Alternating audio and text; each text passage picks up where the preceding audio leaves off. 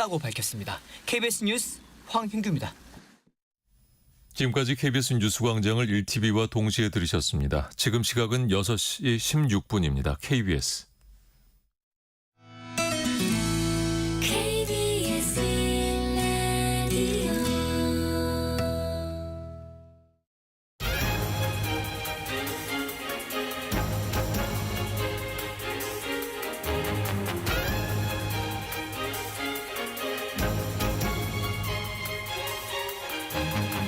오늘 아침 일라디오.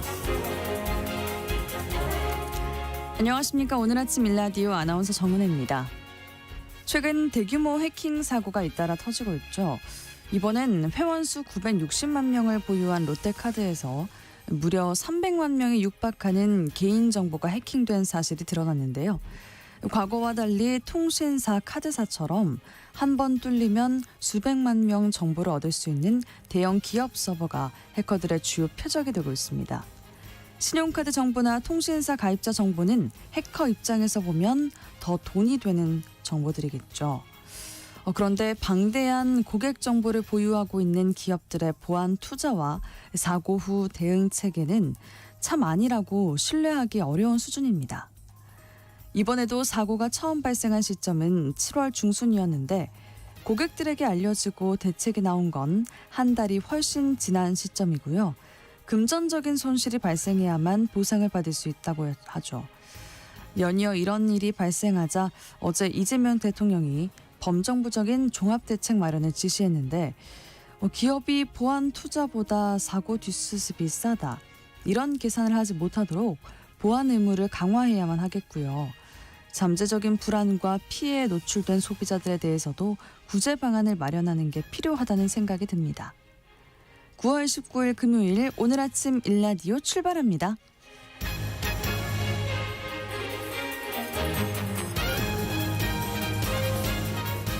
오늘 아침 일라디오 이 시간은 물론 KBS 일라디오의 모든 프로그램은 유튜브 KBS 일라디오 공식 채널이나 모바일 콩 어플리케이션을 통해서 실시간으로 함께하실 수 있습니다.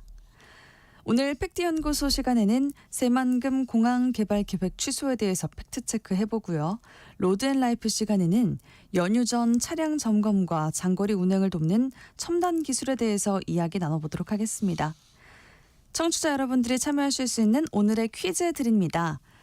주말 전국에 또 한 차례 비가 예보되어 있는데요. 가을 태풍이 연이어 발생할 가능성이 커지고 있습니다. 17호는 미탁, 18호는 라가사, 19호는 너구리 등이 발생해 우리나라에도 영향을 줄지 지켜봐야 하는데요. 우리나라 역대 태풍 중에 가장 큰 재산 피해를 입은 태풍은 2002년 8월에 발생한 루사고요. 2003년 9월에 발생한 가장 강한 바람을 동반한 태풍이 있습니다. 태풍 이름이 맴 여름을 상징하는 곤충이고요. 이름과는 반대로 이 태풍은 여름보다 가을 태풍이 더 무섭다는 걸 보여준 사례입니다. 이 태풍의 이름은 과연 뭘까요? 추첨을 통해서 농촌진흥청에서 제공하는 흑삼 세트를 한 분께, 향긋한 커피를 드실 수 있는 모바일 커피 쿠폰을 4분께 드리도록 하겠습니다.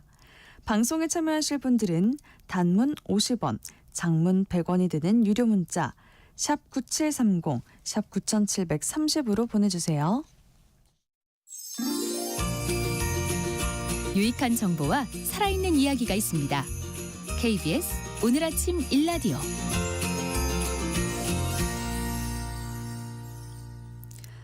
이 정보가 사실인지 혼란스러운 내용을 바로잡아보는 팩트연구소 시간입니다. 오늘은 새만금 공항 개발 계획 취소에 대한 정보들에 대해서 팩트체크 해보도록 할게요. 선정수 팩트체커와 함께합니다. 안녕하십니까? 네, 안녕하세요. 네, 먼저 이 새만금 공항이 어떻게 추진되어 왔는지 그 맥락을 좀 짚어보시죠. 네, 지난 11일 서울행정법원은 시민과 환경단체가 국토교통부를 상대로 제기한 새만금 국제공항 개발사업 기본계획 취소 소송에서 원고 주장을 받아들여서 새만금 공항 개발 계획을 취소한다고 판결했습니다. 네. 이로 인해 올해 11월 착공 예정이었던 새만금 공항 개발 사업은 전면 중단이 됐습니다. 이 사업은 문재인 정부 시절인 2019년 1월 국가균형발전 프로젝트 프로젝트에 선정돼서 예비 타당성 조사 면제 대상에 포함되면서 사업이 본격화됐습니다. 이후 국토부는 2022년 6월에 새만금 공항 기본 계획을 확정 고시했고요. 2024년 7월에 착공해서 활주로와 여객터미널, 화물터미널 등을 지어서 2029년 개항하는 게 원래 당초 목표였습니다. 하지만 2023년 8월 잼버리 파행 후폭풍으로 국토부가 이 새만금 공항과 철도, 도로 등 사회 간접 자본에 대한 적정성 재검토에 들어가면서 사업이 한번 보류됐다가 지난해 4월에 재개가 됐습니다. 원고들은 새만금 국제공항 사업 부지가 조류 충돌 위험을 지나치게 축소하거나 반영하지 않은 것으로 결정이 됐고 정부가 공항 건설로 초래될 치명적인 환경 파괴 결과를 제대로 설명하지 않았다. 이런 이유로 기본 계획을 취소해달라고 행정소송을 제기했습니다. 네. 법원이 공항 개발 계획을 취소했다는 건 원고 측 주장이 타당하다고 판단한 것 같은데 핵심 쟁점들을 살펴보죠. 네, 가장 비중 있게 다뤄진 주장은 조류 충돌 위험입니다. 국토부는 새만금 공항 개발을 추진하면서 사전 타당성 평가를 진행했습니다. 이 평가에서 공항 입지 선정 절차를 거쳐 사업 부지를 선정을 했는데요. 그 과정에서 후보지들의 조류 충돌 위험을 평가하지 않았고 그 결과 조류 충돌 위험이 입지 선정에 전혀 반영되지 않았다. 이런 점을 법원이 주목했습니다. 네. 관계 규정 및 국제 민간 항공기구가 제시한 기준 이런 것들에 따르면 국토부는 후보지들의 조류 충돌 위험을 면밀히 평가를 한 뒤에 이를 고려해서 입지를 선정했어야 되는데 사전에 이런 절차를 거치지 않았던 거죠. 다만 전략 환경 영향 평가 단계에서 조류 충돌 위험을 평가하기는 했지만 역시 위험 정도를 지나치게 낮게 평가한 데다가 이를 입지 대안 비교 검토 과정에 반영하지 않았습니다. 다시 말씀드리면 조류 충돌 위험 평가 모델 죄송합니다. 조류 충돌 위험 평가 모델에 따르면 새만금 공항 건설 예정 부지의 조류 충돌 위험이 국내 어느 공항보다도 높은 것으로 나타났는데 이 평가 모델의 일관성 없는 적용 그리고 평가 대상 지역 축소 이런 여러 가지를 통해서 그 정도를 의도적으로 축소했고 네. 그마저도 입지 대안 비교에 제대로 반영하지 않았다. 이렇게 판단을 했습니다. 네, 국토부가 조류 충돌 위험 평가를 고무줄 잣대를 가지고 했다라는 말씀이신 거죠? 네, 그렇습니다. 국토부는 이 전략 환경 영향 평가 당시에 조류 충돌 위험 평가를 실시했는데요. 최초에는 운영 중인 공항 모델 이런 게 있는데 이 기준을 적용해서 평가를 했습니다. 네. 그런데 신통치 않은 결과가 나오니까 새의 몸무게와 개체수의 정도에 따라서 위험성이 높게 평가되는 경향이 있다. 이런 이유로 신규 공항 입지 검토 모델이라는 기준으로 바꿔서 적용을 합니다. 네. 그런데 영국 기준을 적용을 하니까 최대 19년에 한 번 치명적인 기체 손실 사고가 발생할 정도로 사업 부지의 위험도가 굉장히 매우 높은 걸로 나타났습니다. 그러자 인접한 군산공항과 무안공항의 평가 결과를 제시를 했는데요. 군산공항은 18,222년에 한 번꼴로 무안공항은 12,221년에 한 번꼴로 치명적인 기체 손실 사고가 발생하는 걸로 추정된 자료를 제시를 했습니다. 그런데 환경부가 이렇게 얘기를 합니다. 이 검토가 타당한지 확인하라. 그리고 이 네. 전략 환경 영향 평가서를 보완하라고 요구를 했는데요. 국토부는 여기에 대해서 국내에는 영국과 같은 항공기 완파 규모의 사고가 발생한 사례가 없어서 영국의 기체 손실 가능성이 적용된 모델은 적절하지 않다. 이런 이유를 대면서 또 운영 중인 공항 모델로 또다시 기준을 바꿔서 적용을 했습니다. 그 뒤에 국토부는 전략 환경 영향 평가서 본안에서 159종의 조류를 대상으로 반경 13km 지역의 위험성을 평가했던 것과는 달리 네. 109종의 조류를 대상으로 반경 5km 지역의 위험성만을 평가해서 굉장히 축소된 결론을 제시를 했습니다. 네, 그럼 법원이 인정한 새만금 공항 부지의 조류 충돌 위험은 어떻습니까? 국토부는 인접한 군산공항 및 무안국제공항의 평가 결과가 양호하다 이렇게 주장을 했는데요. 총 위험도 평가에서 나타난 새만금 공항 사업 부지의 조류 충돌 위험도는 다른 공항보다 훨씬 높다고 법원은 인정했습니다. 네.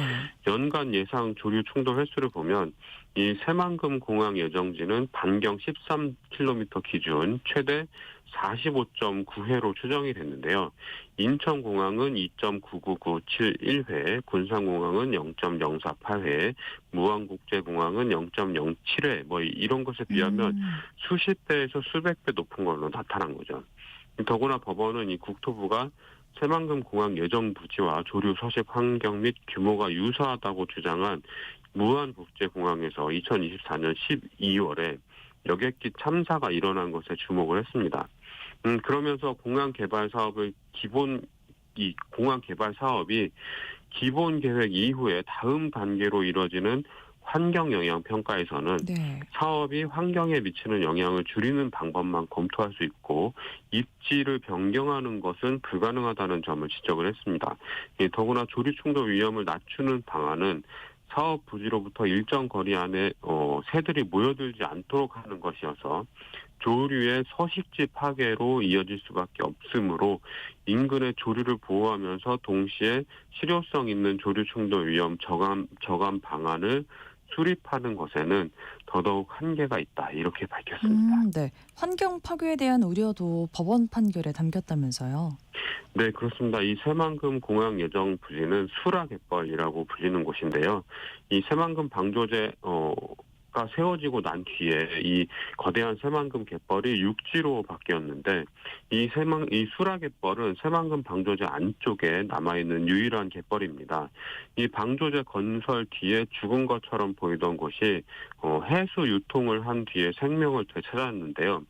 이 북쪽으로 방조제 너머에 맞닿은 서천 갯벌과 함께 장거리를 이동하는 철새들의 먹이터 역할을 하고 있습니다. 재판부는 이렇게 밝혔는데요. 사건 사업 부지로부터 약 7km 떨어진 서천 갯벌은 습지보호지역 유네스코 세계 자연유산으로 지정돼 있다. 천연기념물, 멸종위기, 야생생물을 보호하도록 규정한 각종 법령, 유네스코 세계유산위원회의 권고 내용 등을 더해보면 피고는 이 사건 사업이 해당 부지 및 서천 갯벌에 서식하는 법정 보호종 조류 등에 미치는 영향을 더 면밀히 검토했어야 한다. 이렇게 법원이 밝혔습니다. 네. 그리고 또 이렇게 얘기하기도 했는데요. 이 사건 사업으로 해당 부지에 서식하는 조류들의 취식지, 휴식지 파괴 및 축소, 개체수 감소 등의 악영향은 불가피하다. 조류 충돌 위험으로 인해 이 사건 사업 부지 바로 인근에 대체 서식지를 만들 수 없다는 근본적 한계가 있고 네. 피고가 환경 영향 평가 단계에서 조류 충돌 위험을 저감함과 동시에 조류 등을 보호하는 실효성 있는 대책을 마련하는 것 역시 현실적으로 불가능해 보인다. 이렇게 지적을 했습니다. 이 공항 건설로 인해서 세계 자연유산인 서천 갯벌에 미치는 영향은 아예 검토하지 않은 것도 실책으로 꼽혔습니다. 네, 그 경제성과 지역균형 발전에 대해서도 좋지 않은 평가를 받았다고 하는데 어떻습니까? 우리가 경제성 평가를 할 때 BC 분석이라는 걸 많이 쓰는데요. BC 분석이요? 예, 비용 편익 분석입니다. 비용을 얼마 투입했을 때 이익이 얼마나 생기나 이걸 분석하는 건데요. 재판부는 여기에 대해서 이렇게 밝혔습니다. 이 사건 사업은 비용 편익비가 0.479에 불과한 것으로 평가돼 사실상 경제성이 있다고 보기 어렵다.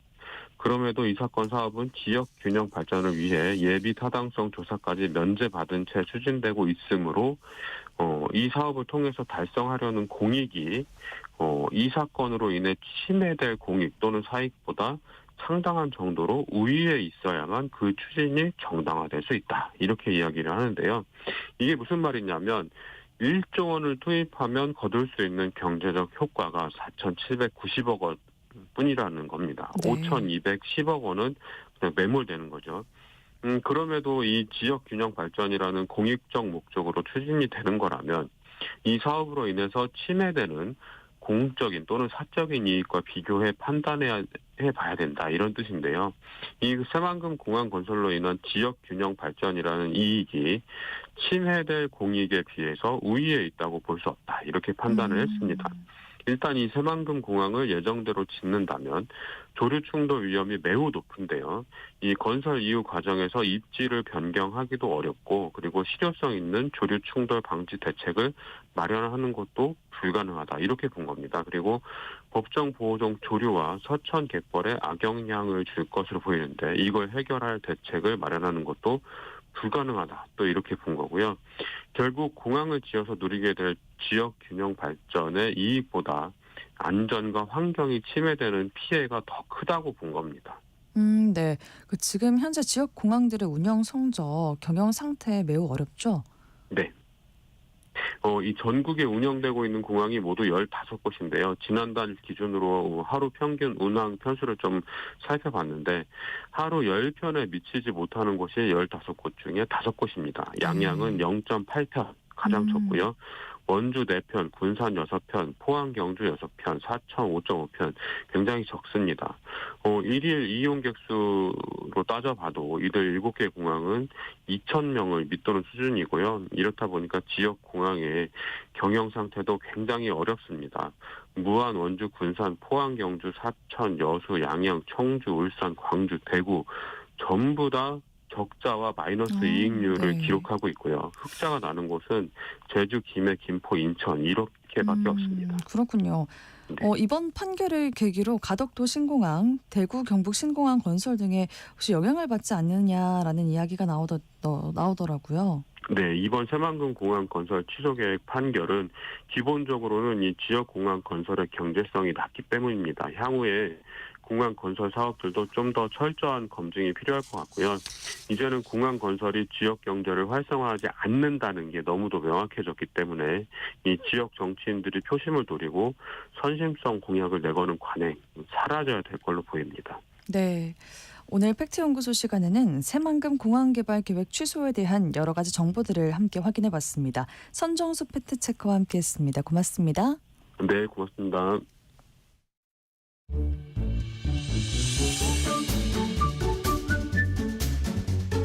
아침을 여는 기분 좋은 습관. KBS 오늘 아침 일라디오.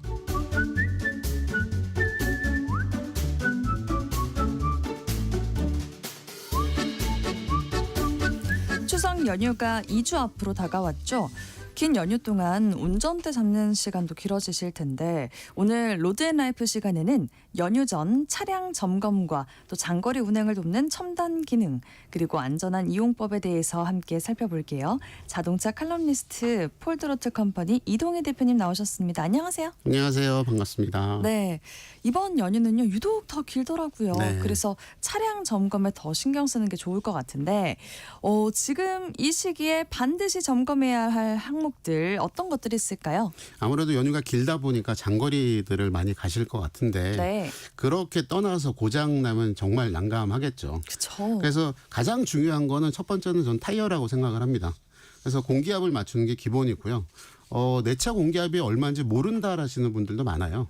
그러면 이제 운전석 문을 열면 운전석 문 그 안쪽에 붙어 있는 스티커가 있을 겁니다. 네. 거기에 타이어의 적정 공기압이 있어요. 근데 그 공기압이 혼자 탈 때하고 사람 여러 타고 짐을 실었을 때가 다르거든요. 아무래도 그렇겠죠. 네, 그래서 각각이 얼마인지가 그 스티커를 보면 확인을 할 수가 있고요. 네. 그거에 맞춰서 연휴 기간 동안에 움직이시는 거에 그 공기압을 조절하시는 게 첫 번째고요. 그러면은 그 사람들이 타기 전에 일단 그 스티커를 확인해 보고 사람들이 탄 후에 그걸 맞추면 되는 건가요? 아니요, 그러니까 일단 그 타이어 공기압을 탑승 인원에 맞춰서 해놓은 다음에 아, 네. 그 다음에 이제 사람들이 타고 움직이면 되는 거죠. 아, 네. 그러니까 평소에 혼자 움직이실 때보다는 아무래도 공기압이 조금 더 올라갈 거예요. 그리고 이제 날씨가 급변해서 이제 폭우가 내리는 경우도 많으니까 타이어의 마모 정도도 보는 것도 반드시 필요하고요. 그리고 이제 내연기관차를 타시는 분들 같은 경우는 뭐 엔진 오일이라든가 그런 것들 이제 소모품을 교환해야 되는 주기가 있잖아요. 네. 근데 그 주기를 연휴 갔다 와서 해야지라고 하시기보다는 연휴 가시기 전에 여행 가시기 전에 미리 좀 교환하시는 것도 좋고요. 그리고 뭐 연료 첨가제 같은 거 하나 집어넣으면 엔진에도 좋고요. 그래서 냉각수 양 같은 것들 뭐 기본적인 점검들을 꼭 하시는 거를 권해드립니다. 네. 미리 하시면은 연휴 동안 복잡한 도로에서 난감한 일들을 많이 줄일 수 있을 것 같아요. 그렇죠. 네. 근데 요즘은 차가 굉장히 좋아졌잖아요. 많이 좋아졌죠. 네. 네. 첨단 운전자 보조 시스템이 장거리 운행도 많이 도와주고 있다고 하던데 그 어떤 기술이라고 하죠? 그걸? 이거를 이제 ADAS라고 불러요. ADAS요? ADAS라고 하는데 네. 이거가 첨단 운전자 보조 시스템이라는 영어를 그대로 축약을 한 겁니다. 그래서 한 줄로 요약을 하면은 사람이 운전하는 것을 보조해서요. 사고를 막거나 피해를 줄여주고 혹은 편의성을 높여주는 장비들을 다 통틀어서 ADAS라고 말한다고 보시면 될 것 같습니다.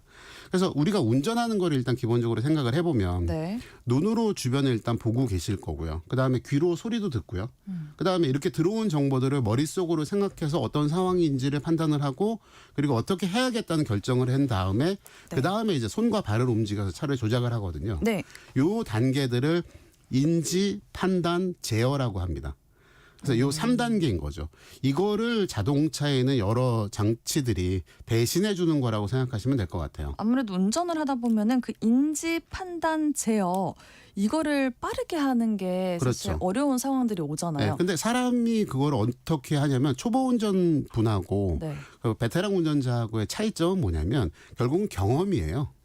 오래 운전을 하면서 내가 쌓여있는 경험과 지식이 얼마나 있느냐에 따라서 달라지는 거거든요. 네네. 그러면 자동차도 마찬가지입니다. 자동차도 어떤 상황에 대한 것들을 계속 학습을 시켜서 인공지능이 필요한 부분이고요. 학습을 해서 얘가 이런 상황에서는 이렇게 조작을 해야지라는 거를 조작을 하게 되는 거죠. 행동을 하게 되는 거죠. 그렇군요. 그래서 이 ADAS는 크게 둘로 나누게 되는데요. 안전과 관련된 기능이 있고요. 그다음에 편의 기능이 있습니다. 흔히 생각하는 대로 안전은 사고가 날 것 같은 상황에서 차가 피하거나 피해를 줄여주는 거를 말하는 거고요. 주행 상황에서는 전방 추돌 방지라든가 뭐 차로 이탈 경고 같은 게 해당되고요. 네. 주차할 때는 장애물 감지 제동 보조 같은 게 있어요. 그러니까 장애물이 있는데 사람이 못 보고 계속 다가갈 경우에 차가 삑 하고서 멈춰주는 거죠. 그때 좀 주차할 때 사고 좀 나잖아요. 그렇죠. 예, 부딪히는 경우들이 있으니까. 네. 그런 것도 막아주는 거는 안전 기능에 해당이 되고요. 오, 좋은데요. 선택적 편의 같은 경우는 지루하거나 귀찮은 상황들에서 차가 도움을 주는 거를 말합니다. 그러니까 우리가 이 ADAS 기능에서 대표적으로 생각하고 있는 게 스마트 크루즈 컨트롤 같은 거잖아요. 네네. 켜놓고 나면은 자기가 알아서 속도 조절하고 거리 조절하고 가니까. 근데 얘는 안전 기능이 아니라 편의 기능에 해당이 됩니다. 그러니까 오랫동안 장거리 운전을 하면서 불편하거나 지루한 상황을 해소를 해주는 거고요. 네. 그다음에 주차를 할 때 차가 알아서 앞뒤로 움직이거나 옆으로 들어가면서 자동 주차를 해주는 경우도 있거든요. 네네네. 이것도 편의 기능에 해당하는 겁니다. 그렇군요. 근데 대표님, 저는 그 ADAS를 자율주행하고 좀 헷갈려 하시는 분들 많이 네네네. 봤어요. 저도 그걸 정확하게 어떻게 구분하는지 잘 모르겠고요. ADAS는 운전 보조 기능이고요. 네. 자율주행은 사실은 이거에 대한 정의가 시작된 거는 2014년 1월 달에 네네. 미국 그 자동차 기술자협회라거나 SAE에서 J3016이라고 하는 표준을 만들었어요. 그러니까 거기에 보면 자율주행을 0단계에서부터 5단계까지 6단계로 구별을 하고 그 세분화된 내용에 대해서 각 단계별로 어떻다는 걸 얘기한 게 있고요. 우리나라는 2019년 12월 달에 자동차 자율주행 단계 중에서 레벨 3에 대한 안전기준 같은 것들을 공식적으로 발표하면서 본격적으로 알려지기 시작을 한 거거든요. 네. 그러니까 사실 자율주행이다 아니다를 떠나서 이 내용 자체가 알려지기 시작한 게 6년밖에 안 된 거예요. 그렇군요. 그러면 그 6단계가 있다고 하셨는데 네. 그럼 레벨별로 어떤 차이가 있나요? 일단 레벨 0은 위험 상황에 대한 경고만 하는 겁니다. 네. 그러니까 차가 어떤 움직임을 보여서 막아주거나 하는 적극적인 행동을 하지 않고요.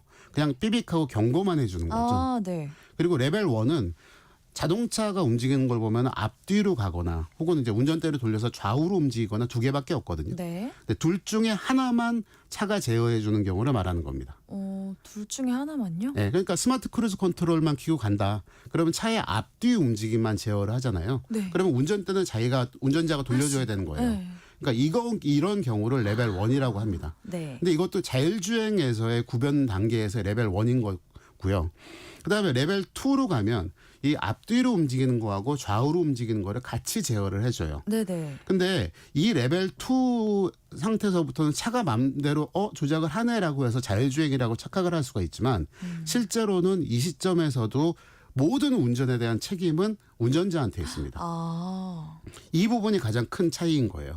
그래서 항상 운전자는 도로를 보면서 네. 차가 움직이는 거에 상관없이 내가 도로를 보면서 평소에 운전하듯이 도로를 보면서 위험 상황에서는 바로 개입을 해야 되는 거죠. 아, 그러니까 너무 의존하고 있으면 안 된다. 그렇죠, 이런 그렇죠. 말씀이신 거죠. 그런데 이제 레벨 3에서부터는 약간 자율주행에 더 가까워지기 시작을 해요. 어떤데요? 레벨 3에서는 레벨 2하고 움직임을 제어하는 건 똑같아요. 앞뒤나 좌우를 합니다. 네. 그런데 운전자가 도로를 볼 필요가 없고요. 차를 보고 있으면 돼요. 그러니까 무슨 문제가 생겼을 때 차가 이 상황에서는 제가 제어 못하니까 운전을 넘겨받아 주세요. 라고 경고를 해주거든요. 네네. 그러니까 그 경고가 오는 것만 내가 신경 쓰고 있으면 되는 거예요.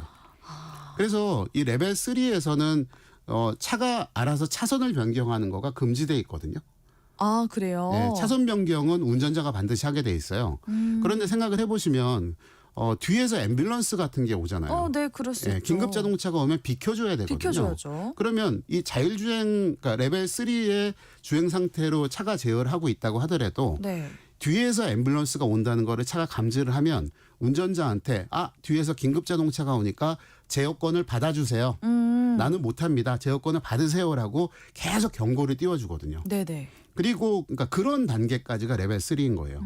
그리고 레벨 4부터는 우리 흔히 얘기하는 이제 로보택시 영역으로 갑니다. 아, 네. 이때는 이제 운전석이나 조수석에 사람이 있는 경우도 있고 없는 경우도 있는데요.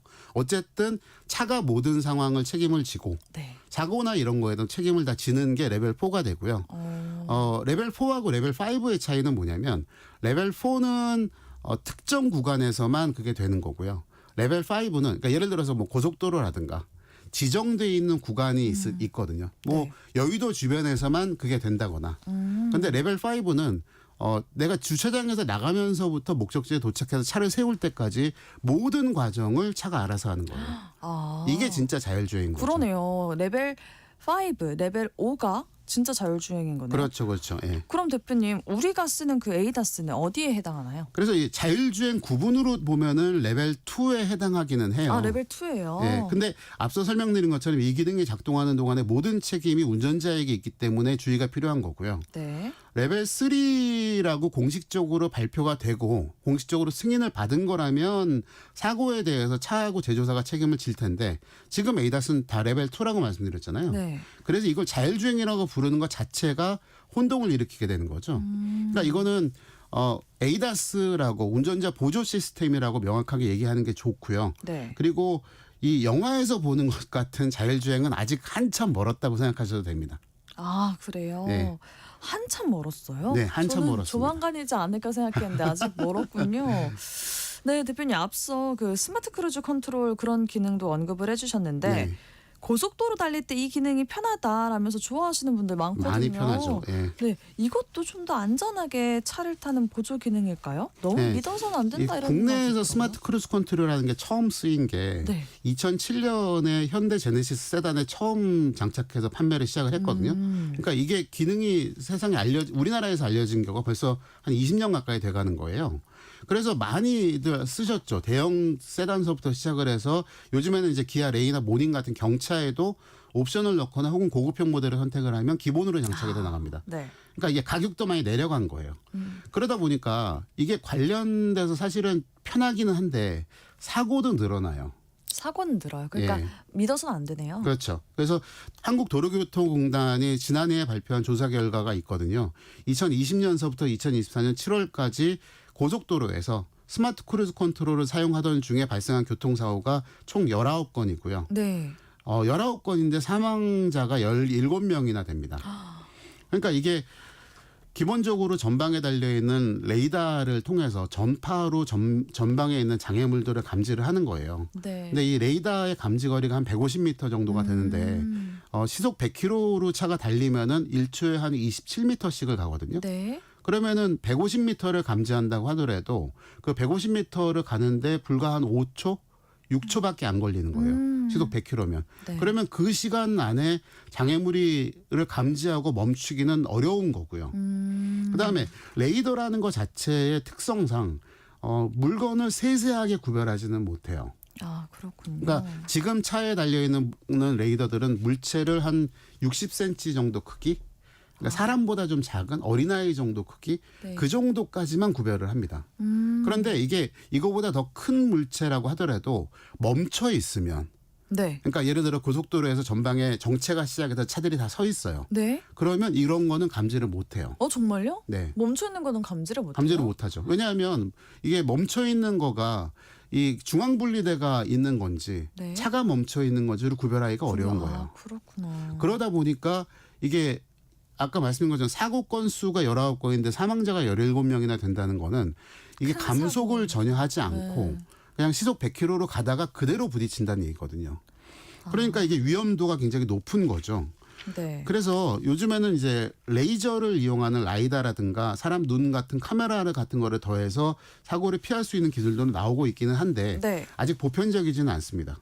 그러니까 스마트 크루즈 컨트롤은 레벨 2에 해당하지만 이게 지루한 상황에서 조금 쉽게 이동해서 해주는 편의 기능이라고 보시는 게 맞고요.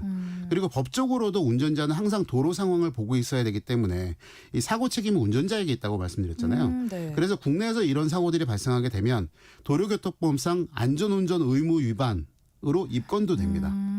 그래서 스마트 크루즈 컨트롤은 그냥 없을 때보다 있으면 편하다. 요 정도로 생각하시고 쓰는 게 좋을 것 같습니다. 근데 너무 믿고 의존해서는 절대 안 그렇죠, 된다. 그렇죠. 예, 네, 그냥 좀 편리하다라는 정도로만 사용을 해야겠네요. 맞습니다. 네, 그리고 대표님 그 차로 이탈 경고 또 차로 유지 보조 기능 그 두 기능은 좀 비슷해 보이는데 차이점이 뭔가요? 네, 그러니까 스마트 크루즈 컨트롤이 이제 앞뒤 움직임을 제어한다고 했잖아요. 네. 근데 차로 이탈 경고하고 유지 보조는 좌우 움직임을 제어를 하는 겁니다. 일단 이 기능들은 차 앞유리에 달려 있는 카메라로 차선을 감지를 하거든요. 네. 그래서 내가 차로 안에서 내 차가 위치가 어디에 있는지를 감지를 하고 기능이 작동을 하는 거예요. 이탈 경고 같은 경우는 안전 기능에 해당이 되고요. 네. 차로에서 좌우 차로가 있으면 거기 쪽으로 가깝게 가거나 혹은 이 차선을 넘어갈 것 같으면 경고를 해주는 기능입니다. 네. 그런데 유지 보조는 양쪽 차선에서 딱 가운데, 그러니까 내 차 앞에 있는 중간에 가상의 선을 긋고요. 이 중간에 있는 가상의 선을 따라가도록 제어해 주는 거예요. 그러면 차선을 넘어가면은 사고가 날 가능성이 있으니까 네. 이걸 막아주는 거는 안전 기능인 거고요. 그다음에 유지 보조처럼 차로 가운데를 유지해서 그냥 달릴 수 있게 해주는 거는 편의 기능에 해당하겠죠. 그래서 이 두 개가 차이가 있습니다. 그래서 이탈 방지 보조 같은 경우는 차선 쪽으로 가까워질 때 핸들이, 그러니까 운전대가 툭 하고 돌아오는 느낌이 있어요. 그러니까 가운데로 다시 돌려주는 거죠. 네. 그런데 유지 보조 같은 경우는 가운데에서 계속 조금씩 움직이면서 이 차선을 유지하려고, 차로를 유지하려고 노력을 합니다. 그래서 이게 운전대로 오는 피드백에서 두 개가 좀 다른 경향이 있고요. 네. 스마트 크루즈 컨트롤하고 차로 유지 보조를 같이 작동을 하게 되면은 확실히 장거리를 가면서 피로를 확실하게 줄일 수가 있죠. 그렇군요. 그 대표님 전방 추돌 방지 시스템 그리고 자동 긴급 제동 장치 이런 기능들도 있잖아요. 그렇죠. 예. 이런 기능들은 실제로 그 사고를 줄이는데 얼마나 효과가 있어요? 교통사고의 큰 원인이 상당 부분이 운전자하고 관련된 것들이 많거든요. 네. 그러니까 안전운전 의무 불이행 같은 거에 해당하는 게 전방주시 태만이라든가 뭐 졸음, 부주의, 주시 태만 같은 게 제일 많거든요. 그리고 이제 안전거리 미확보에 의해서 사고 나는 것도 많고요. 네. 이 스마트 크루즈 컨트롤에 쓰이는 레이더를 활용을 하는데 앞차하고의 거리하고 상대 속도를 측정을 하다가 이게 제동거리보다 더 가까웠다. 그럴 때 1차로 삐빅하고 경고를 띄워주고 2차로는 긴급 제동이 들어옵니다. 네. 차가 알아서 멈추게 되는 거죠. 네. 그래서 이게 사람이 반응하는 것보다 빠르기 때문에 사고를 피할 가능성이 높아지는 거고요. 네. 또 사고가 나더라도 앞에 설명드렸던 것처럼 그냥 아무런 저항 없이 그냥 달리던 속도 그대로 부딪히는 게 아니라 조금이라도 감속을 하고 부딪히게 되면 피해를 줄일 수가 있는 거거든요. 그렇죠. 고속도로에서 시속 100km로 추돌을 하게 되면 그러면 이제 사망이나 중상을 피할 수가 없는데 이게 속도가 50km로만 떨어져도 경상 정도로 끝나게 됩니다. 그러니까 이런 보조 기능은 사고를 막아준다, 완전히 피할 수 있다라는 게 아니라 피해를 줄여준다라고 생각하시는 게 좋고요. 그리고 이런 기능들이 과거에 비해서 좋아진 거는 맞는데 그래도 완벽하다고 할 수는 없거든요. 그러니까 아무리 베테랑 운전자라고 해도 졸음운전을 이길 수는 없는 것처럼 네네. 이 기능들도 완벽하게 믿드시기다 보다는 그러니까 나를 도와주고 있다 정도로 생각하시는 게 가장 필요할 것 같습니다. 네. 3253님이 질문을 주셨어요. 자율운전 차량도 운전면허증이 필요할까요? 급 궁금해서요. 라고 보내주셨네요. 그것도 사실은 나중에 조율이 필요한 부분이기도 합니다. 아, 그래요? 그러니까 어떤 개념이냐면 우리나라 운전 체계는 이제 나이에 따라서 나뉘게 되거든요. 예를 들어서 이륜차 같은 경우도 125cc 이하 같은 경우는 지금 우리 운전면허증처럼 만 19세 이상에서 따는 게 아니라 더 어린 나이에도 딸 수가 있어요. 네. 그런 것처럼 자율주행차도 운전을 하게 되면 운전이 훨씬 더 간편하잖아요. 그러면 자율주행차만 탈 수 있는 한정면허를 낼 수도 있는 거죠. 그러니까 사실 자율주행차가 기술이 좋아져서 도로를 달릴 수 있다 없다 뿐만이 아니라 이런 부분들까지 그러니까 사회적으로 면허 체계도 바뀌어야 되고요. 네. 그다음에 보험 체계도 바뀌어야 되고요. 또 교통신호라든가 차선이라든가 이런 것들도 사실은 자율주행차가 달릴 수 있는 세계로 바뀌어야 됩니다. 아, 그러면은 바뀌어야 될 게 굉장히 많네요. 많습니다, 사실은. 그래서 제가 이게 시간이 오래 걸린다고 말씀드린 것도 차만 띵 하고 나와서 그냥 달린다고 해서 되는 게 아니라 이런 사회적 기반이 돼야 되는 거고요. 또 하나 제일 중요한 부분은 뭐냐면 이게 공감을 할 수가 있어야 돼요. 공감이요? 예, 예를 들어서 고속도로로 이제 아나운서님이 운전을 하고 있어요. 네. 근데 옆에는 자율주행차가 달려요. 근데 자율주행차가 달리면서 운전자의 운전석에 사람이 없어요. 자, 운전석에 사람이 없는 차가 내 옆을 달리고 있어요. 네. 그 차랑 내가 같이 달릴 수 있냐는 거예요. 아, 그거를 좀 받아들일 준비가 그렇죠. 되어 있어야 이런 된다는 사회적 거죠? 수용성도 사실은 큰 이슈가 됩니다. 그렇구나. 내가 도로라는 거는 환경은 모두가 다 공유하게 되는데 네. 이 공유하는 환경에서 자율주행차와 내가 달릴 수 있어야 되는 거는 사실은 저쪽 운전자를 내가 믿고 있는 거나 다름없는데 저 차를 내가 믿을 수 있냐는 거죠. 그러니까 이런 사회적 수용성도 사실은 꽤 오랜 시간이 걸릴 거기 때문에 기술만 된다고 되는 일은 아니라는 거죠. 아, 그렇군요. 그리고요, 대표님. 그 운전자 주의 경고 시스템 같은 그런 방식도 탑재가 되어 있다는데 네네네. 어떤 원리로 졸음운전 또 부주의를 감지할 수 있는 거예요? 이게 졸리기 시작하면 어떻게 되는지를 보시면 되는데 네. 운전대를 막 좌우로 돌린다거나 꾸벅꾸벅 졸게 되면 차선을 넘어가거나 그렇거든요. 네. 또 운전한 시간도 따지게 되고요. 그래서 그런 것들을 따져서 경고를 휴식을 취하라고 경고를 해주는 거죠. 네. 그리고 이제 거기에 플러스로 얼굴을 감지를 해요. 네. 그래서 눈동자의 움직임이라든가 얼굴이 어디를 향하고 있느냐, 정면을 안 보고 있으면 경고를 내려주는 거죠. 네, 그렇군요. 오늘 로드앤라이프 시간에는 연휴 전 차량 점검과 장거리 운행을 돕는 기술에 대해서 함께 살펴봤습니다. 자동차 칼럼니스트 폴드로트 컴퍼니 이동희 대표님과 함께했습니다. 잘 들었습니다. 감사합니다. 네, 오늘 퀴즈 정답 매미였습니다. 8260님 매미, 9325님 오늘 정답인 매미는 2003년 큰 피해를 준 뒤 태풍위원회 요청에 따라 퇴출되고 무지개로 바뀌었죠. 네, 오늘 아침 일라디오 지금까지 아나운서 정은혜였습니다.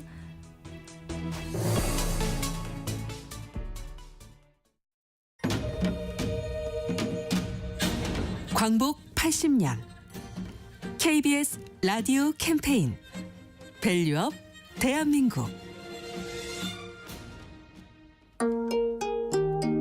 안녕하세요. 국가유산 수리기술자 김도래입니다. 저는 아픈 문화재를 고쳐주는 문화재 의사라고 할 수 있습니다. 이 전통 미술을 하는 사람들이 여자들이 좀 많지가 않기 때문에 서러움 같은 게 좀 사실은 있긴 있었어요. 불쌍히 개금을 한다든지 아니면 단청을 한다든지 그런 거는 여자가 할 수 없는 영역이었었거든요. 그래서 사찰에서도 쫓겨난 적들도 있고